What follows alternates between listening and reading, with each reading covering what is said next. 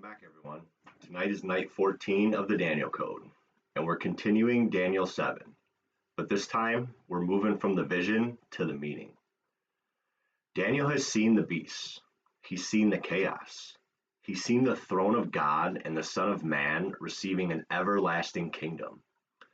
But like many of us, Daniel is still disturbed. He wants understanding. And I love that about Daniel. He doesn't ignore what troubles him. He leans into God for clarity. Daniel asks one of the heavenly beings to explain what all of this means.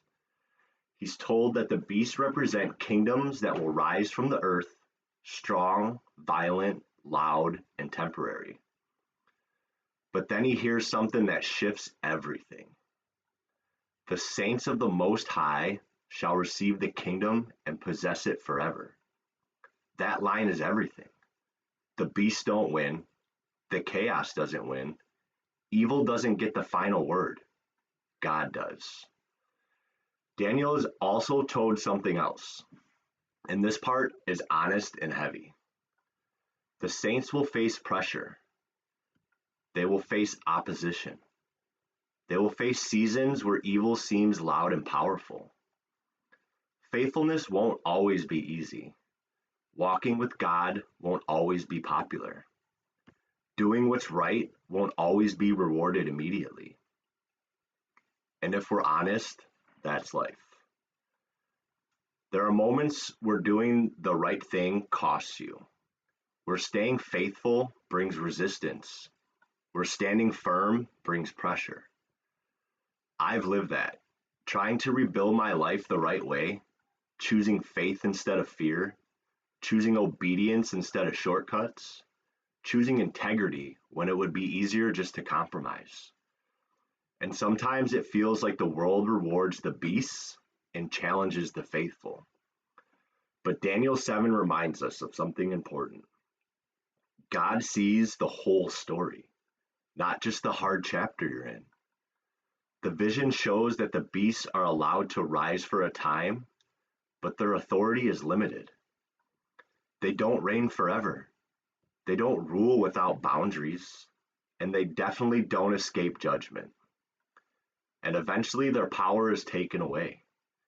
But the kingdom God gives to his people, that one lasts. This is where perspective matters. If we only look at what's happening right now, we'll feel discouraged, overwhelmed, tired, tempted to give up. But when we look at the full picture, God's picture, we realize faithfulness is never wasted, endurance is never forgotten, and obedience is never ignored. Daniel has shown that even when evil seems strong, God is still in control. Even when the pressure is heavy, God is still ruling. Even when it feels like darkness is winning, the saints are being prepared to inherit something eternal. And that's the truth I want to leave with you tonight. You're not just surviving this season. You're being shaped for what's coming next. There were seasons in my life where I didn't understand why things were so hard. Why doing the right thing didn't seem to pay off. Why pressure followed obedience. But looking back now, I can see it clearly. God was building endurance. God was redefining my faith. God was strengthening my foundation. He wasn't punishing me.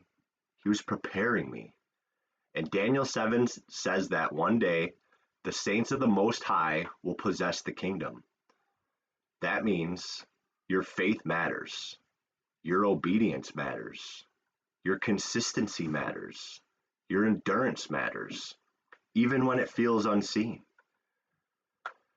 If you're journaling tonight, here are a few questions to reflect on. Just choose one. Where has faithfulness been difficult for me? What pressure have I faced for doing the right thing? Where do I need God's perspective instead of my own? What season might God be using to prepare me? What would it look like to trust God with the outcome? For tonight's action step, Choose one area where you've been tempted to give up or compromise. Pray over it and decide right now to stay faithful even when it's hard, because God sees more than you do. All right, let's pray. God, give me endurance when faith feels heavy. Help me trust you when the world feels loud.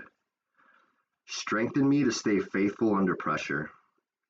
Remind me that you are still in control, and help me live today with eternity in mind.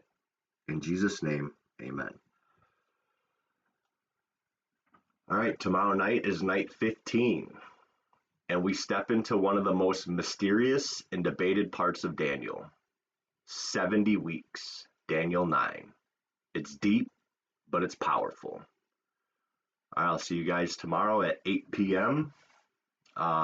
Thanks for following along. Have a blessed night.